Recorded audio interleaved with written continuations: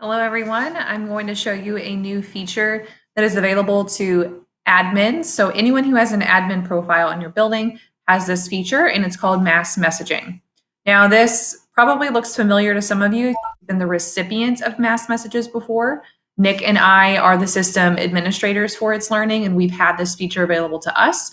That's how we sent out some of the different food information and other announcements during e-learning in the spring. But now this is available to others who have an administrator profile. So that means principals, assistant principals, some of your instructional technology team, tech titans have this as well. UDL facilitators in your buildings have this, as well as special education staff and instructional coaches.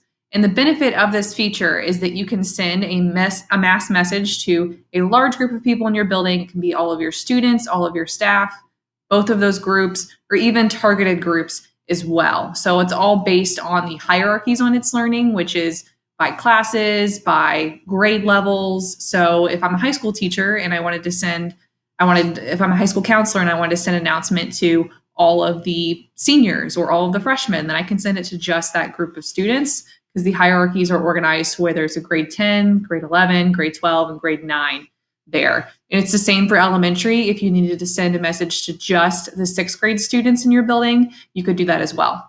And I'm going to walk you through how to do that. So if you click on the admin tab, you'll notice the magical button is here.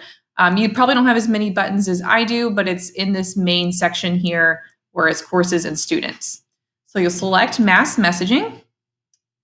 All right, and it looks like Jay has already been tinkering around with this. But this is another cool feature on this is that you can see how many people have read your message. Now, this one I think he sent out to the whole building, so it's using that number to pull it. But if I wanted to send a new message, I'll click New Message. All right, and the important thing here is deciding who you want to send this to, and that's where you're going to click Find Hierarchy. All right, so you probably won't have as many as me, but if I wanted to send a message out to one of the high schools, I'm going to go further down, and if I keep clicking these arrows, it shows me more of those different groups and hierarchies. All right. So Students 2020 is all of the students who are enrolled in your courses this year. Courses 2020 is every single course that's associated with this building. And then these are the different grade levels. So if I wanted to send a message to only my sophomores, then I would select that and click OK. All right.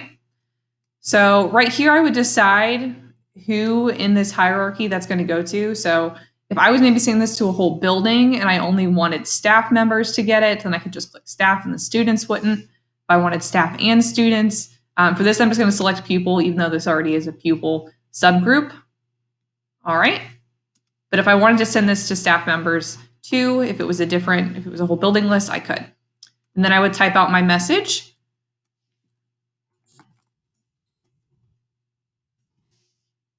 And here is where you can decide how it appears to the students. So if you don't want it to seem like it's coming from you and you don't want to get lots of messages back to students, they actually cannot respond to a mass message like this.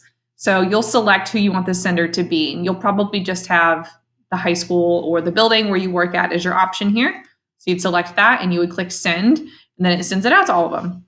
And it just takes it a second to actually send it because it's going to a lot of people at once. But that is a helpful feature that we thought that we would share with you guys. And if you have any questions about it, please let us know.